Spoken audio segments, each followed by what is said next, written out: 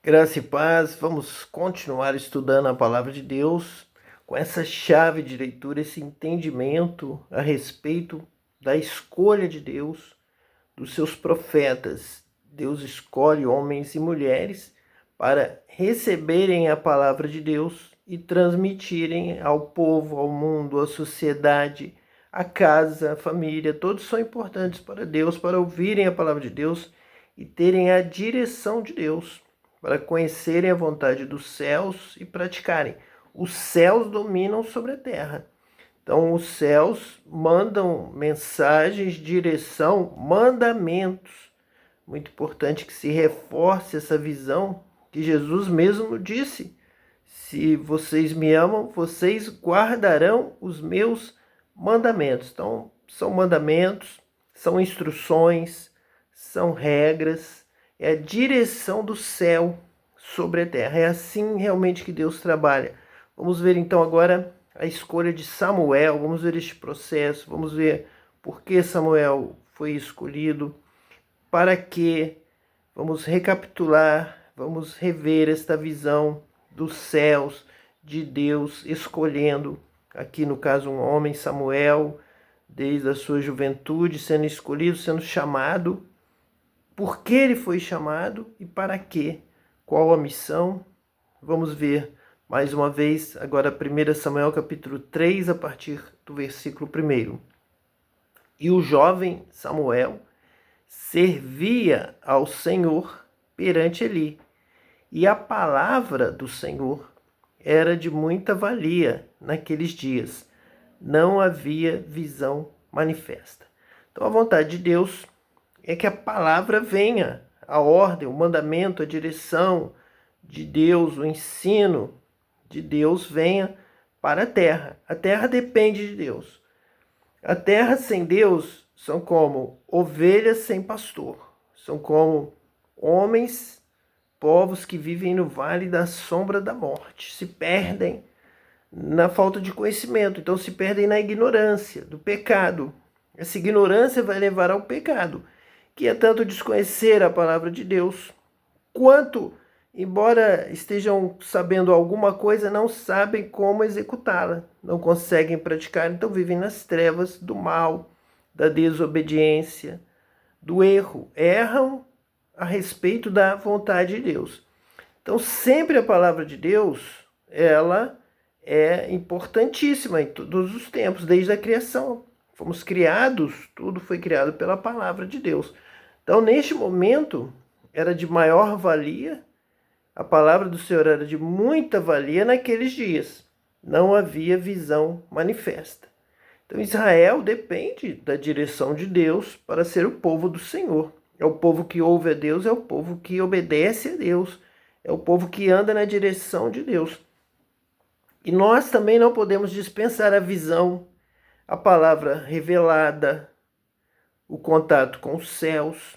A obra de Deus, agora no Novo Testamento, na igreja, ela é feita também com o Espírito Santo, com o poder do alto. Estavam todos reunidos, veio o Espírito Santo, e todos foram cheios do Espírito Santo, falavam em outras línguas, veio fogo do céu, vento impetuoso, veemente. Posteriormente, estavam os discípulos, após reunidos ali em Antioquia, veio o Espírito Santo e disse: separai-me a Barnabé e a Saulo para a obra a que os tenho chamado. Então a palavra do Senhor, ela é essencial. Nós não podemos realizar a obra de Deus com filosofias humanas, mentes humanas, pessoas que estão à frente de departamentos, de denominações, justamente, simplesmente, com filosofias do século passado ou anterior ainda, com filosofias marxistas, ou seja lá o que for. Nós temos que estar na direção com a condução do Espírito de Deus. A nossa obra espiritual é da palavra do céu, palavra do Senhor revelada. E a coisa mais correta, mais elementar, mais básica da criação é a palavra do Senhor. Ela é o início de tudo. Então, recebermos a palavra do Senhor é a razão de existirmos, é a razão da nossa direção, é ela que nos guia. Ela é luz para o nosso caminho, é a nossa bússola, é lâmpada para os nossos pés. É a palavra do Senhor. Palavra que vem com orientações, com direção, com mandamentos, com instruções. E o jovem Samuel, então, servia ao Senhor perante ele. Já sabemos que Samuel, assim como Abel, agradavam ao Senhor. Assim como José, assim como também Jacó, agradavam ao Senhor. Assim como Abraão, pelas suas obras. Não só por uma fé emotiva, uma fé com uma declaração de fé com a boca, mas em prática. Ele acolheu em paz os espias, ele saiu da sua terra, da sua casa, da sua parentela. Quando Deus o chamou, ele obedeceu. Então, a fé com obras. A fé sem obras é morta. Então, o jovem Samuel servia ao Senhor.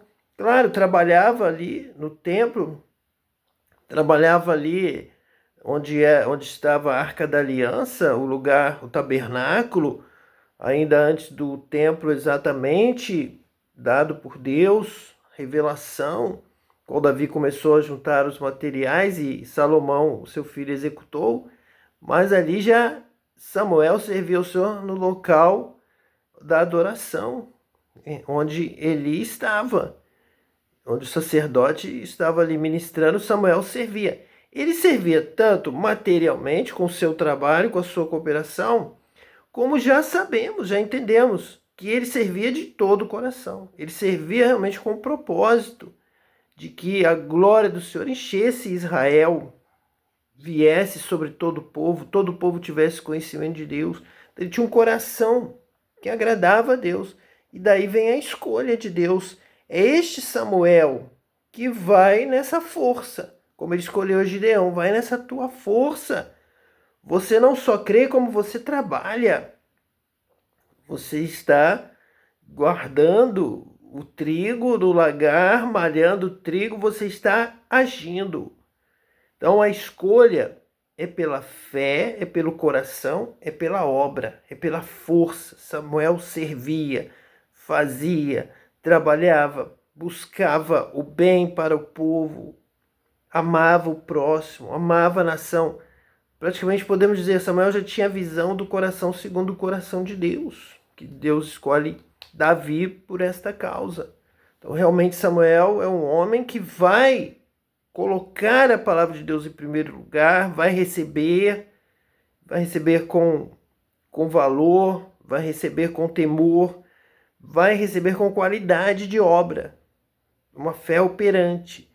Muita da fraqueza, muita da derrota do cristão hoje, vemos uma eleição fracassada com tantas ideias erradas, chamadas até de loucas, com fanatismo religioso, e também de uma distância entre o que se fala e o que se pratica. Ainda mais uma denominação, ainda mais um grupo religioso como o protestante evangélico brasileiro, que apregoa, pode parecer, pelo conhecimento da palavra de Deus que temos, é algo realmente danoso, é algo completamente errado. Separar o discurso da prática e ainda ensinar que não precisa de prática. Eu vou me envolver em uma eleição, eu vou esperar o voto da nação, uma nação que é ainda subdesenvolvida, em desenvolvimento, e eu vou dizer que eu não preciso cuidar do pobre, que eu não preciso ajudar o necessitado. Quando é que esse grupo vai ganhar uma eleição em uma nação de terceiro mundo? Se não tem sabedoria, não tem percepção, não tem visão, não tem conhecimento. Instituíram uma doutrina mentirosa, falsa, errada, baseada em ignorância.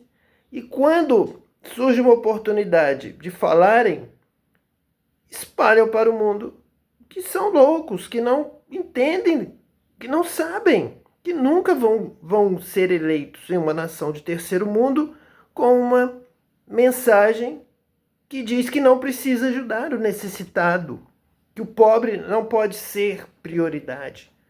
Então você fique na sua adoração, não se envolva com uma política que vai exigir políticas públicas realmente que atendam às necessidades dos desfavorecidos nessa nação.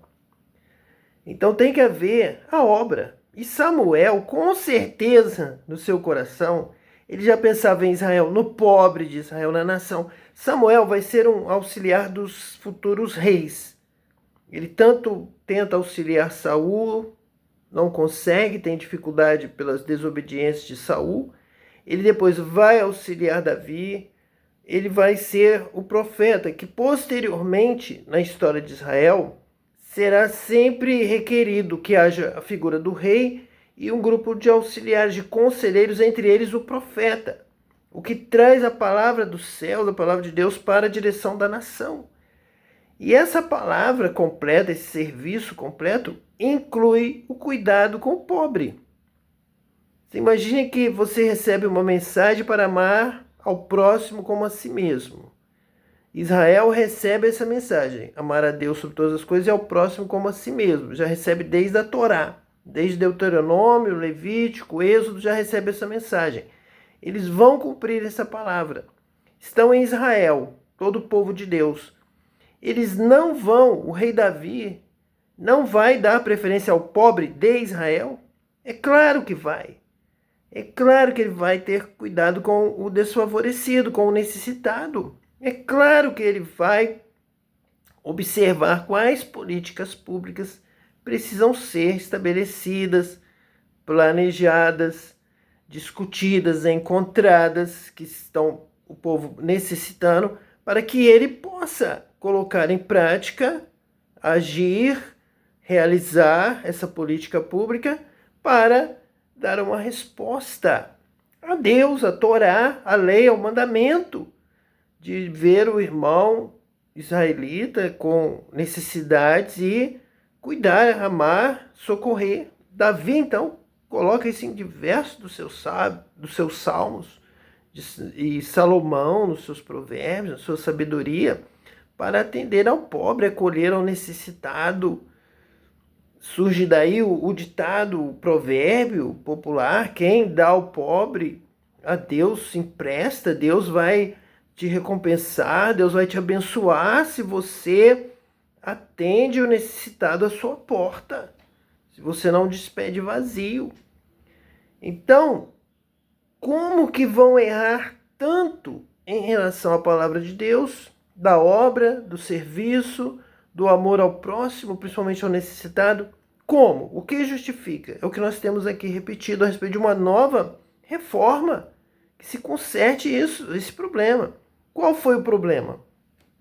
O problema foi o ímpeto radical de se destruir a religião católica, a religião antiga, anterior à sua, tentar de todas as formas dizer que está tudo errado para instituir uma nova religião, uma nova direção protestante, evangélica, bíblica, que na verdade, ao dizer que está tudo errado, errou muito, errou mais do que acertou.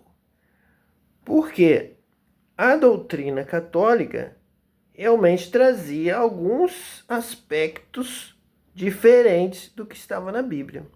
Mas a maioria da sua vida, no dia a dia, na sua prática, no seu serviço, estavam todos corretos, baseados na Bíblia. Mas o grupo protestante não podia, não queria admitir nada, o que se torna uma grande ignorância, uma grande mentira, uma grande falsidade. Você, para desmerecer um grupo, querendo destruir um grupo, um ímpeto falso, maldoso, de destruir, você não poder admitir que o amor ao próximo, a prática do bem, das boas obras, da esmola, são bíblicos desde Gênesis até Apocalipse. Então estão totalmente errados, estão mais errados. Se formos pegar os pontos que a Igreja Católica pratica, ensina e os pontos que os protestantes evangélicos ensinam, nós temos chegado à conclusão que os católicos têm mais pontos corretos, positivos, do que os protestantes.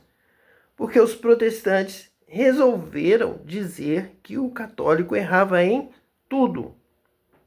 O tudo é muita coisa que estava certa, então os protestantes é que estão errados desde o princípio. Então, por isso, o tema agora que nós estamos encontrando na palavra de Deus, realmente que há necessidade de que se anule essa primeira reforma protestante como mal intencionada, por isso desviou-se da palavra de Deus, por tentar destruir um grupo que praticava muita coisa de acordo com a palavra de Deus, o que impediu o protestante de fazer as coisas certas. E uma nova reforma. Uma reforma dentro da palavra de Deus, com a visão na palavra de Deus, sem maldade, sem perseguição, sem querer destruir o outro grupo. Apenas que a palavra de Deus prevaleça. E é aqui que Samuel entra, servindo ao Senhor com coerência, com temor, com amor, com dedicação. Então Deus vai escolher Samuel para que a palavra do Senhor lhe seja revelada. E a palavra do Senhor era de muita valia naqueles dias, não havia visão manifesta. Mas tem que haver, é preciso haver batismo com o Espírito Santo para que haja a palavra de Deus manifesta pelo Espírito Santo. Porque essa é a palavra da verdade. É a palavra que Ezequiel profetiza. Um novo coração e um novo espírito. Colocarei as minhas leis no seu coração. Eu vou trazer todo o Antigo Testamento, toda a Torá, todas as leis, que são tantas que, se vierem pela mente humana, não são compreensíveis, não conseguimos entender nem o que fazer, como fazer, o certo de se fazer, e nem temos força para praticar, para realizar. Não conseguimos. Mas quando somos batizados com o Espírito Santo, essa mesma lei da palavra de Deus, das Escrituras Sagradas, de Moisés, essa lei é escrita em nosso coração, que agora não são mais tábuas de pedra, que o homem pega e são pesadas, vem de fora, ele não consegue entender tudo, não sabe o que fazer e nunca fez certo. Mas agora essa mesma lei, a palavra do Senhor, ela é escrita em tábuas de carne, em nosso coração. Agora nós lidamos com ela dentro de nós. Nós já teríamos uma possibilidade maior de compreensão. Mas mesmo assim não conseguiríamos compreender tudo de Deus. É muito elevado para nós. A palavra de Deus, a glória de Deus, o Senhor, o que Ele tem para nós. Mas Ele então, agora em Jesus vence a morte, vence o inferno, vence o diabo. Ele vai aos céus e recebe já a sua herança de assentar à direita do Pai, e recebe o Espírito Santo. E Ele prometeu que Ele compartilharia a herança celestial conosco. Então Ele derrama o Espírito Santo, que é realmente a porção, é realmente o início, é a marca da nossa salvação, de que o nosso nome está escrito nos céus, no livro da vida, que nós somos co-herdeiros, que Ele já começou a receber a sua herança no céu, chegou e já lá no dia de Pentecostes derramou o poder do Espírito Santo. O Espírito Santo, que é o penhor da nossa herança. É aquele começo, é aquela entrada, aquele início marcado. Estamos no céu, Jesus já está no céu e nós já estamos recebendo a herança, Ele já está compartilhando conosco o que Ele está recebendo lá. E o primeiro ponto, a primeira coisa, o penhor, o início, é o poder do Espírito Santo. Agora então nós temos um novo coração com a palavra e temos o poder do Espírito Santo que vem habitar em nós, vem do céu sobre nós, mora em nós e nos dá o conhecimento da palavra, o entendimento correto da palavra, da vontade de Deus, poder para praticar, executar. Bem-aventurados que ouvem a palavra de Deus e a praticam. Então Ele dá essa bênção de poder para sermos bem-aventurados, abençoados, felizes. Vivemos com regozijo. Agora a lei não é peso, não está de fora pesando sobre o nosso ombro uma carga de mandamentos, de pontos e outros itens e vários mandamentos. Agora já faz parte da nossa vida. Os mandamentos de Deus são agradáveis. É como vai dizer Davi: amo a tua lei, seus mandamentos são doces, mais doces do que o mel. Já fazem parte da nossa vida. Nós vivemos e praticamos com paz, com alegria, com o shalom de Deus e sentimos a paz de Deus, a consciência tranquila, a glória, a presença de Deus em nós pelo Espírito Santo, que vai testificando com o nosso espírito que somos filhos de Deus, somos semelhantes a Cristo, praticamos a sua palavra, andamos no seu caminho, entendemos a sua voz, ele fala dentro de nós, ele está habitando em nós, nos guiando em toda a verdade. Então agora essa lei já não é mais peso para nós, é alegria, é vida, é realização, é conhecer a vontade de Deus e imediatamente o Espírito Santo nos conduzir para a prática, para as boas obras. Obras de fazer o bem, obras de amar ao próximo, obras de como Samuel, que servia ao Senhor perante Eli. E sucedeu naquele dia que, estando Eli deitado no seu lugar, e os seus olhos começavam a escurecer, pois não podia ver, estando também Samuel já deitado, antes que a lâmpada de Deus se apagasse no templo do Senhor, onde estava a arca de Deus, o Senhor chamou a Samuel e disse ele: eis-me aqui. Então o Senhor chamou a Samuel. Muitos são chamados, poucos os escolhidos. Jesus está dando ênfase a esse sistema, a ouvir a sua palavra, amar, desejar praticar. Então o Senhor também nos ama. A partir do momento que nós recebemos a palavra e queremos obedecer e temos esse propósito, essa firme determinação de fé de praticar a palavra, o Senhor então nos ama, ele vem habitar em nós pelo Espírito Santo e nos dá poder para cumprir este propósito de obedecer a palavra de Deus. Então o Senhor chama Samuel, porque o Senhor escolheu a Samuel. Muitos são chamados, poucos escolhidos. Samuel já é um escolhido. E disse ele: eis-me aqui. O escolhido já tem um coração pronto para dizer: eis-me aqui, como Isaías, eis-me aqui, envia-me a mim. Eu vou, eu creio, eu posso, eu quero te servir, eu quero te obedecer, eu quero ver a tua glória enchendo a terra, como as águas cobrem o mar. Eu quero ver todos salvos, eu quero ver Israel abençoado, quero ver o povo de Deus cantando, glorificando, se alegrando do Senhor, festejando, celebrando, bebendo, comendo da presença de Deus, comendo, bebendo com temperança, com equilíbrio, mas alcançando a alegria plena, todos felizes e abençoados, sem proibição de não coma isso, não toques aquilo, não beba isso, praticamente dizendo: não seja feliz, seja escravo como era no Egito. Mas o coração que ama a Deus, que louva a Deus, ama o próximo, quer ver a alegria, a vitória, a celebração, a bênção e a palavra de Deus, a glória do Senhor enchendo toda a terra. Que Deus também te abençoe, que você também seja batizado com o Espírito Santo. Vença a denominação, vença a reforma enganosa e sirva a Deus e adore a Deus em espírito e em verdade. Que Deus te abençoe hoje e eternamente.